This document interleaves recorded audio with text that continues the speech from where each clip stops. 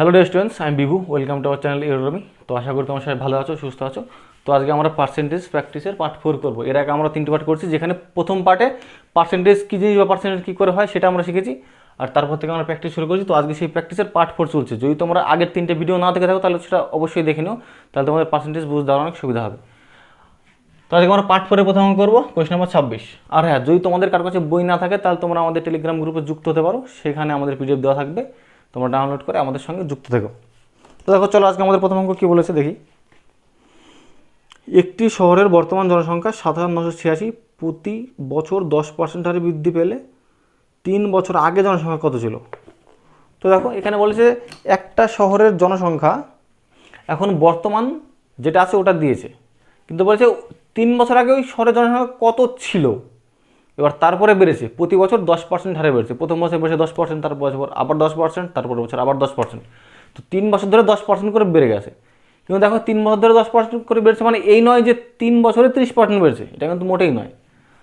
এটা হচ্ছে প্রথমে 10%, তারপরে 10% হয়ে যাওয়া হয়েছে, তারপরে আবার 10%, তারপরে আবার 10%। তো দেখো, এই অঙ্কটা আমরা কী করে করবো।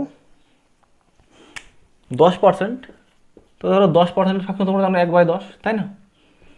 যদি প্রথমে জনসংখ্যা 10 হয়ে থাকে তাহলে জনসংখ্যা 10% বেড়েছে, কি তার মানে কি 10-এর 10% তো 1 হয়, তাই না? তাহলে আবার 1 বেড়েছে, তাহলে হবে কত? 11 হবে। তোমরা বুঝতে পারছো? তো তারপরে আবার 10 থেকে আবার 10% বেড়েছে, মানে 11 হয়েছে। তারপরে আবার 10 থেকে আবার 10% বেড়েছে, মানে 11 হয়েছে। তো 3 বছর পর পর এই একই কেস হয়ে গেছে। তো দেখো, তাহলে এই 3টে এবার আগের ছিল আর এই 3টে হচ্ছে বেড়ে হয়েছে, তাই না? তো এই 3টে গুণ করলে হবে 1000, 1000, আর এই 3টে গুণ করলে হবে তোমার 1331।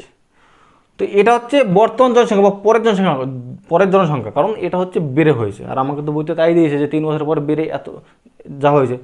তো বইতে কী বলেছে, 3 বছর পর বেড়ে হয়েছে 7,986 জন। তাহলে এটা আমরা বের করলাম যে 3 বছর পেরে কত হয়েছে। তাহলে এটা কাকে মিন করবে? এটা নিশ্চয়ই বর্তমান জনসংখ্যাকে মিন করবে।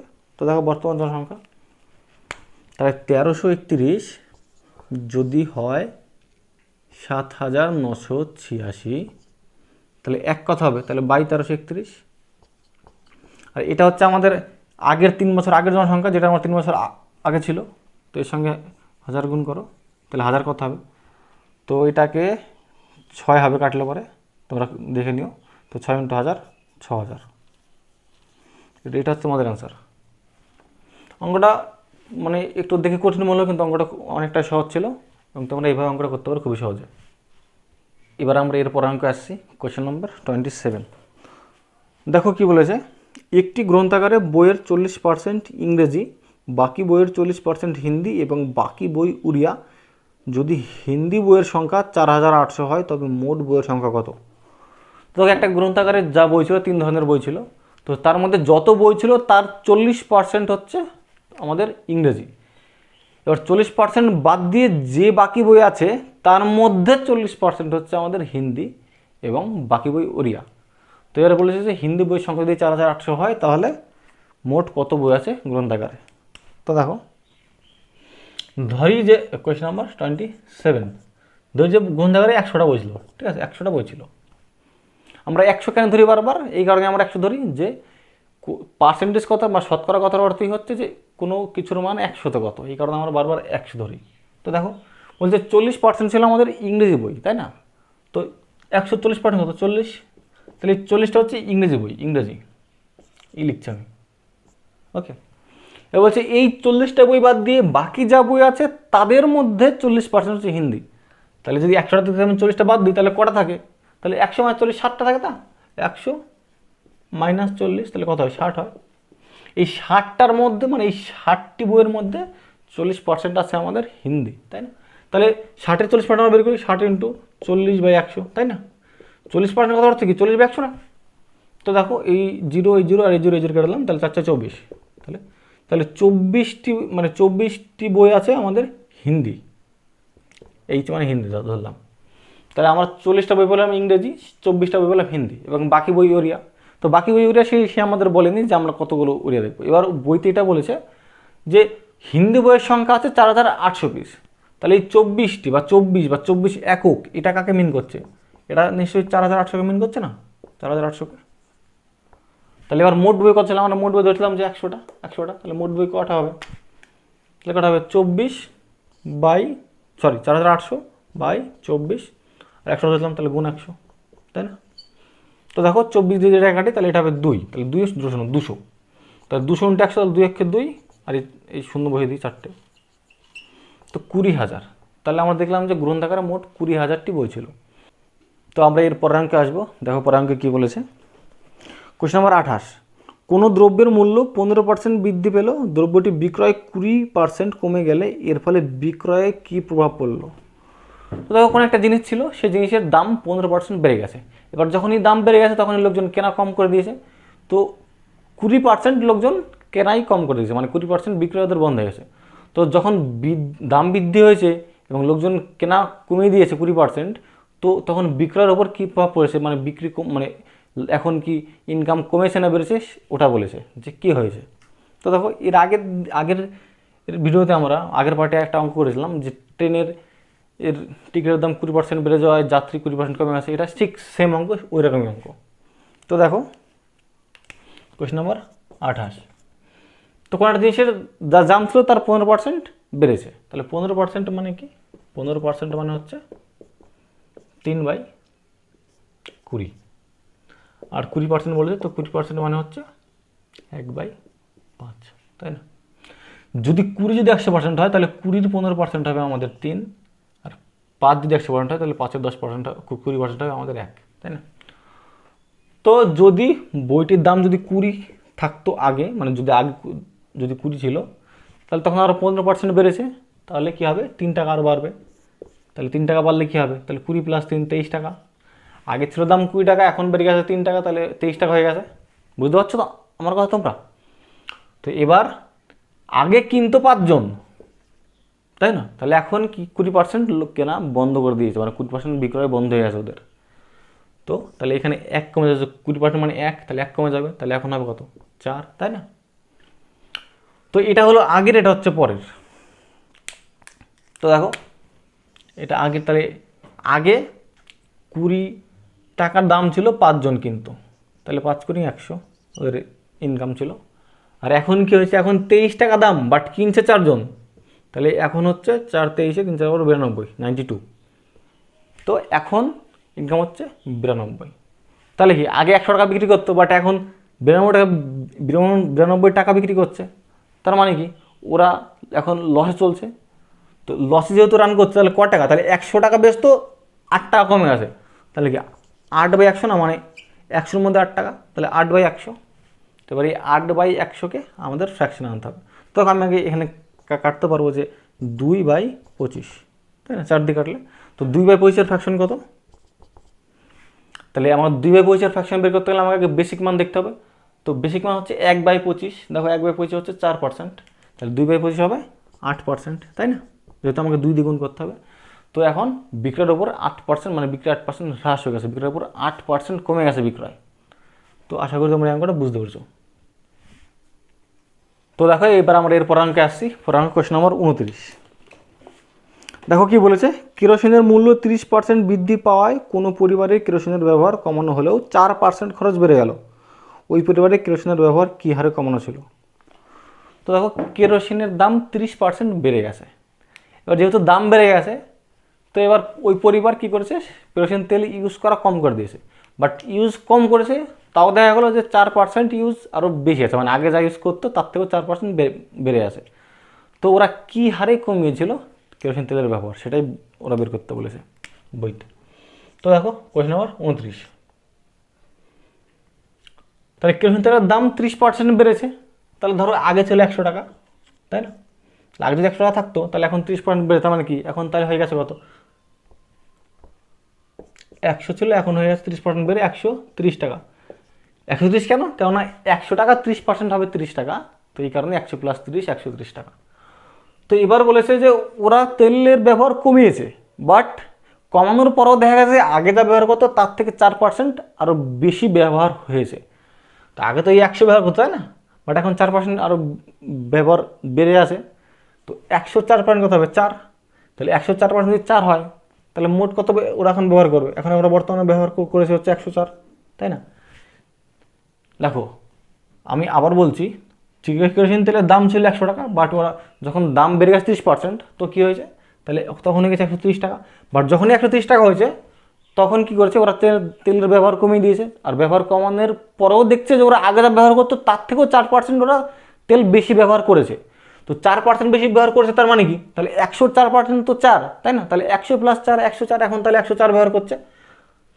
তাহলে 130-এর জায়গায় 104 ব্যবহার করছে, তাহলে ওরা কত কমিয়েছে? তাহলে 130 থেকে এটা কমাও, তাহলে মাইনাস করো, মাইনাস করলে কত হবে, 26, তাই না? তাহলে ওরা হচ্ছে এই 26 বা 26 এককটা কম ব্যবহার করেছে। তো কত করেছে, 130 দাম করেছে হচ্ছে 130-এর মধ্যে 26, তাহলে 26 × 130। তো এবার এটাকে আমরা ক্যালকুলেট করবো। তো দেখো 13 দিয়ে এটা কাটি, 13 × 13 আর 2, তার মানে এক মানে কি 10, এটা ঠিক আছে, মানে শূন্য বসে যাবে এখানে। তো 2/10, তো 2/10, 2/10-এর পার্সেন্টেজ করতে গেলে আমাদের কী করতে হবে, 1/10 দেখতে হবে। তো দেখো 1/10 আছে আমাদের 10%, তাহলে 2/10 কত হবে, 2/10 হবে 20%, তাই না? তাহলে 20%, তাহলে ওরা 20% তেলের ব্যবহার ওরা কমিয়েছে। এটাই আমাদের উত্তর। তো আমি আশা করি তোমরা অঙ্কগুলো বুঝতে পারছো। তো এখন দেখো এরপরে অঙ্ক আমরা আসছি, কোশ্চেন নাম্বার 30। এক ব্যক্তি তার বেতনের 5% কর দেওয়ার পর বাকি টাকার 95% খরচ করেন। তার হাতে 114 টাকা থাকলে মোট কত বেতন, তিনি মোট কত বেতন পেত? দেখো এক ব্যক্তি সে যা ইনকাম করতো তার 5% সে কর দিত। এবার তারপরে যে টাকা বেঁচে থাকতো ওই টাকার মধ্যে 95% কী করতো, সে খরচ করতো, বাট 5% থেকে যেত, এবং সেই 5% হচ্ছে আমাদের 114 টাকা। Question number 30। দেখো আমি ধরি যে ব্যক্তি 100 টাকাই ইনকাম করতো, ওর আয় ছিল 100 টাকা, বাট এই 100 টাকার মধ্যে কী করতো, সে 5% কর দিত। তাহলে 100 টাকার 5% কত, 5 টাকা, তাই না? তাহলে 5 টাকা কর দেওয়ার পরে তাহলে তার কাছে কত থাকতো, 100 - 5, তাহলে কত, 95 টাকা তার কাছে থাকতো। এবার বলছে এই 95 টাকা বা 95 একক, দেখো তোমরা এটাকে, আমি এটাকে টাকা বলছি বারবার ঠিকই, কিন্তু তুমি টাকা বলতে পারো, তুমি একক বলতে পারো, তুমি যা খুঁজ তাই বলতে পারো। তো দেখো 95-এর 95% ও খরচ করে, আর হচ্ছে বাকি এই টাকা ও কী করে, ওর কাছে থাকে।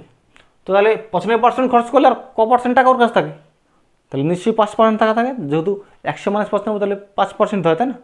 95 টাকার 95% খরচ করার পর ওর কাছে যে টাকা থাকে সেটা হচ্ছে 114।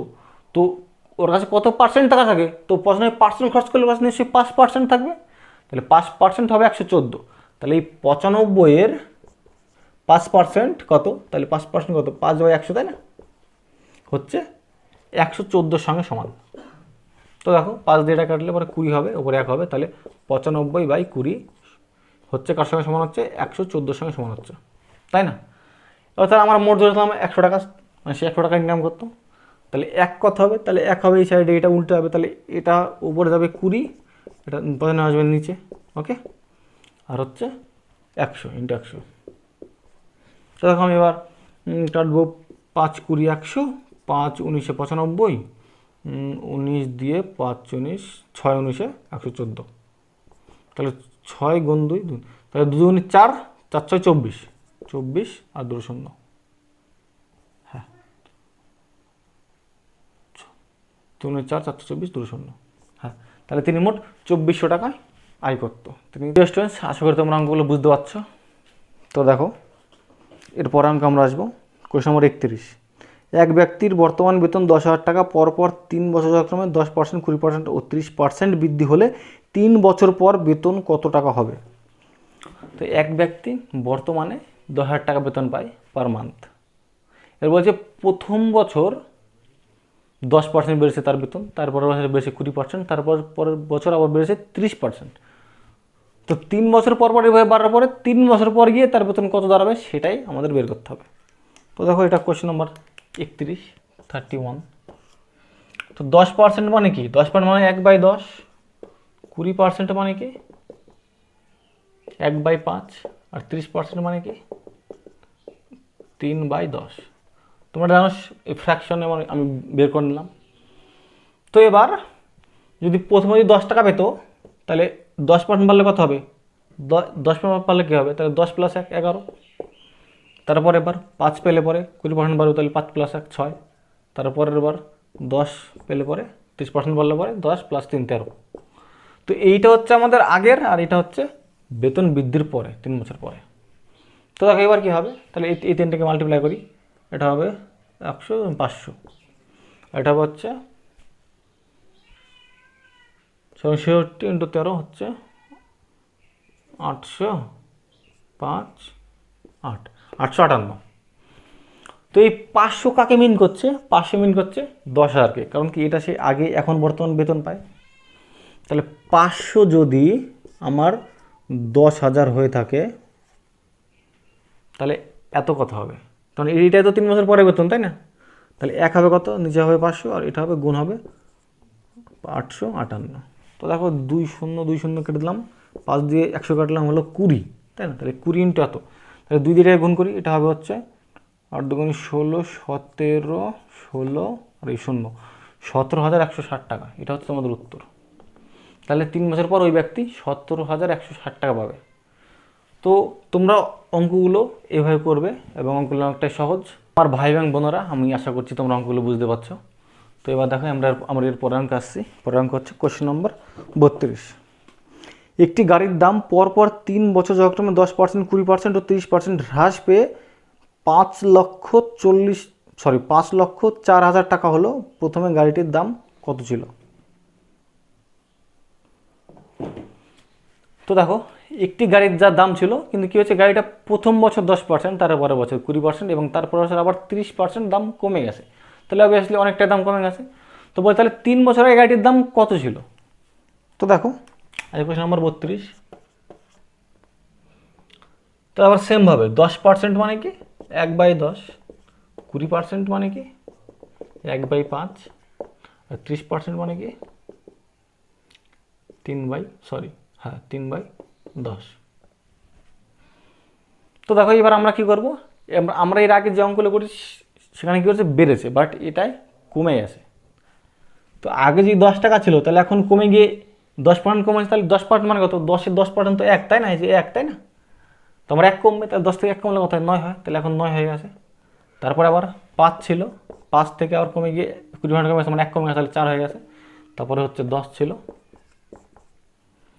30% কমে গিয়ে 3 কমে গেছে, তাহলে এখন হয়েছে 7। তাহলে এটা হচ্ছে আমাদের আগের আর এটা হচ্ছে পরের, তাই না? তো এবার ওরা কি বলেছে, এবার বলেছে যে পরের দাম হচ্ছে 5,04,000 টাকা। তাহলে 3 বছর আগে দাম কত ছিল? তাহলে দেখো এটা এখানে দেখো, তাহলে এই 3টে মাল্টিপ্লাই করলে হবে 500, আর এই 3টে মাল্টিপ্লাই করলে হবে, তার মানে 36 × 7 6 42 2 5 2 252। তো এখন এই 252 মানে এটা হচ্ছে এখনকার দাম আর এটা ছিল আগে ছিল। তাহলে এখন 252 টাকা মানে কত? তাহলে বইতে আমার বলেছে যে 5,04,000 টাকা। তাহলে 252 কাকে মিন করবে? 5 লক্ষ, একটু নিচে করছে এটাকে, 252 কাকে মিন করবে? 252 হবে হচ্ছে 5,04,000, তাই না? তাহলে 1 হবে কত, নিচে 252 হবে, আর 500 মানে এটা আগের দাম ছিল, মানে 500 একক বা 500 যাই ধরো তুমি, এই 500টা গুণ হবে, তাই না? তো 252 দুগুণে 504, 2 তার 2 আর এদের 3 শূন্য, 2000। তাহলে 5 দুগুণে 10 আর 1 2 3 4 5 শূন্য, 1 2 3 1 2 3 4 5 6 শূন্য। তাহলে দেখো 10 লাখ। তাহলে গাড়িটির 3 বছর আগে মূল্য ছিল 10 লাখ টাকা, তাহলে 10 লাখ টাকা থেকে কমে গিয়ে হয়েছিল 5,04,000 টাকা। তোমরা আশা করি অঙ্কটা বুঝতে পেরেছো। এবার আমরা এর পরের অঙ্কে আসবো, কোশ্চেন নম্বর 33, না সরি 33। দেখো কি বলেছে, একটি শহরের লোক সংখ্যা পরপর 3 বছর যথাক্রমে 2%, 4% এবং 6% কমে গেল। প্রাথমিক লোক সংখ্যা 1,25,000 হলে 3 বছর পর লোক সংখ্যা কত হবে? তবে একটা শহরের জনসংখ্যা প্রতি বছর কমে যাচ্ছে। প্রথমে কমেছে 2%, তারপরে হচ্ছে 4%, তারপরে 6%। তাহলে এবার প্রাথমিক মানে 3 বছর আগে যত ছিল ওটা দিয়েছে 1,25,000 জন। তো 3 বছর পরে গিয়ে কত হবে সেটা আমাদের বের করতে হবে। কোশ্চেন নম্বর 33 দেখো, এবার আমরা আর 2% ধরবো না, যেহেতু 2% ধরতে গেলে আমাদের মানে অঙ্কটা পয়েন্ট দশমিকে চলে আসবে। তো আমরা এবার 100 ধরবো। তো ধরো প্রথমে 100 জন ছিল, 2% কমেছে, তাহলে কি 100-এর মধ্যে 2 কমলে কত হবে? 98, 98, তাহলে 98। তারপরে আবার 100 জন ছিল, 4% কমেছে, তাই না? তাহলে কমাও, তাহলে 96, তারপর আবার 100 জন ছিল, 6% কমেছে, তাহলে 100 ছিল, 6% কমেছে, আমাকে 94, তাই না? দেখো এবার এটা হচ্ছে আগের, আর এইটুকু হচ্ছে পরের। আর এই তিনটা মাল্টিপ্লাই করলে একের পরে 2 4 6, 6টা শূন্য, 3 4 5 6। আর এটা গুণ করার দরকার নেই, কারণ এটা গুণ করতে গেলে অনেক ঝামেলা যাবে, এটা এইভাবে থাক, যেহেতু গুণাকার আছে তো থাক এইভাবেই। তো আমি জাস্ট এটাকে এভাবে লিখছি 98 ইন্টু 96 ইন্টু 94। ওকে, আমি এখানে গুণ করছি না, কারণ গুণ করলে তো আমার সেই একই হবে, তো গুণ করতে অনেকটা টাইম নষ্ট হবে, এভাবেই থাক। তো এবার বলছে প্রাথমিক জনসংখ্যা, মানে আগের 3 বছর আগের জনসংখ্যা ছিল 1,25,000। তো এইটা না 3 বছর আগের আমরা বের করলাম, তো এটা হচ্ছে কাকে মিন করবে, এটা মিন করছে 1,25,000কে, মানে 3 বছর আগের জনসংখ্যা। তো দেখো যদি এটা যদি 1,25,000 হয়ে থাকে, তাহলে 1 হবে কত বাই এটা 3 4 5 6, তাহলে এবার এটা হবে কত, আমি এটা এখানে লিখছি 98 ইন্টু 96 ইন্টু 94। ওহো, আর ছোটো করে লিখতে হবে, ইন্টু 98 ইন্টু 96 ইন্টু 94। ওকে, তো দেখো এবার আমরা এটা ক্যালকুলেট করবো। এই 3টে জিরো, এই 3টে জিরো কেটে দিলাম, তো এবার 5 দিয়ে যদি এটাই কাটে দিলে 5 25-এ 25, 125, আর এটা 5 দিয়ে কাটলে 2 200, 25 দিয়ে এটা কাটলে হবে 8, তাই না?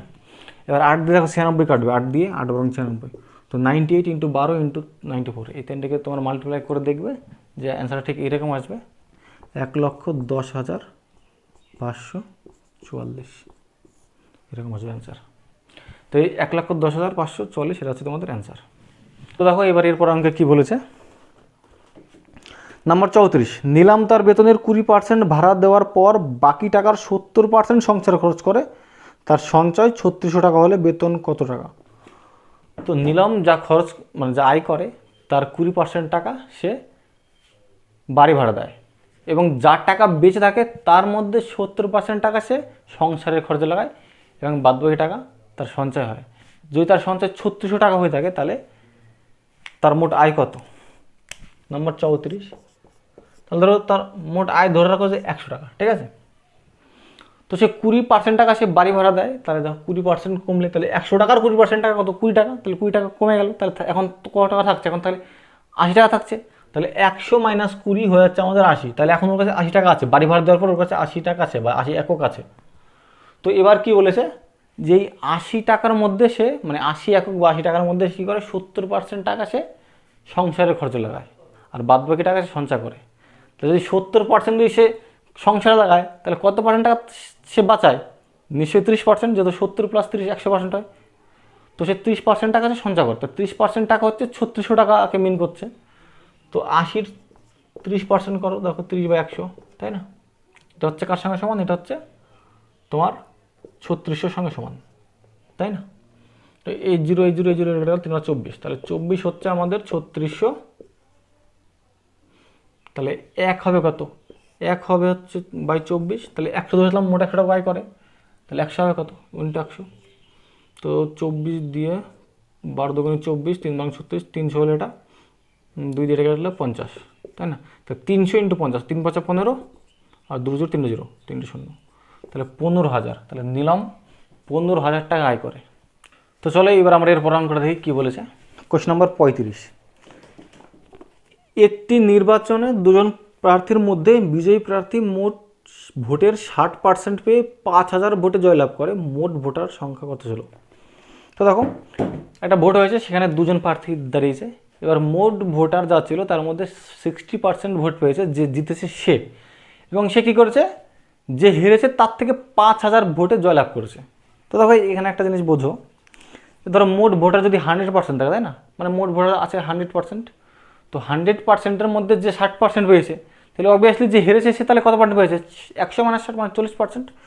তো ধরো মোট ভোটার ছিল 100 জন, কোশ্চেন নম্বর এটা হচ্ছে তোমাদের 35, 100 জন ছিল, এবার এর মধ্যে 60% ভোট পেয়েছে কি, যে জিতেছে সে, তাহলে 60% ভোট পেয়েছে, তাহলে 60টা ভোট পেয়েছে, তাহলে যে জিতেছে সে পেয়েছে হচ্ছে 7টা ভোট, আর যে হেরেছে সে পেয়েছে হচ্ছে 40টা ভোট, তাই তো? মানে 40% আর 60%। তো এবার দেখো যে বলছে যে জিতেছে যে হেরেছে তার থেকে 20% ভোট বেশি হয়েছে। তাহলে 20% মানে কত? 100 মানে কি 100 × 20/100, তাই না? তার মানে কি 20, তাহলে 20, তাহলে 20% ভোট যে জিতেছে সে বেশি পেয়েছে। তাহলে 20% ভোটই তো তোমার সেই 5,000 ভোট, তাই না? যেহেতু সে বেশি পেয়েছে 20% ভোট, আবার এদিকে 5,000 ভোট বেশি হয়েছে। তাহলে 20 যদি 20 একক যদি 5,000কে মিন করে, তাই না? তাহলে 1 মিন করে কাকে? 5,000 20, আর মোট ভোট ছিল 100, তাহলে 100 মিন করো কাকে? ইন্টু 100 করো, তাহলে 0 0 কেটে গেল, 2 দিয়ে 5, তাহলে 5 × 5,000, তাহলে 5 5 25, আর 3টে 0, 25,000। তো মোট ভোটারের সংখ্যা ছিল 25,000। তো আমি আশা করি তোমরা অঙ্কগুলো বুঝতে পেরেছো। তো আজকে আমাদের এই পর্যন্ত, এরপর অঙ্কগুলো আমরা পরবর্তী ভিডিওতে করব। আর যদি তোমাদের কোনো রকম কোনো প্রবলেম থাকে তাহলে তোমরা আমাকে কমেন্টে বা আমাদের টেলিগ্রাম গ্রুপে যুক্ত হয়ে সেখানে আমাকে জানাতে পারো, আমি তোমাদের সমস্ত অঙ্কের প্রবলেম সলভ করার চেষ্টা করব। আর যদি ভিডিওটি একটু ভালো লেগে থাকে তাহলে তোমরা তোমাদের বন্ধুদের মধ্যে, তোমাদের ভাই বোনদের মধ্যে শেয়ার করতে পারো, আর লাইক কমেন্ট এবং সাবস্ক্রাইব করতে পারো। তো আজকে এই পর্যন্ত, দেখা হবে এর পরের পার্টে, মানে পার্ট 5-এ দেখা হবে।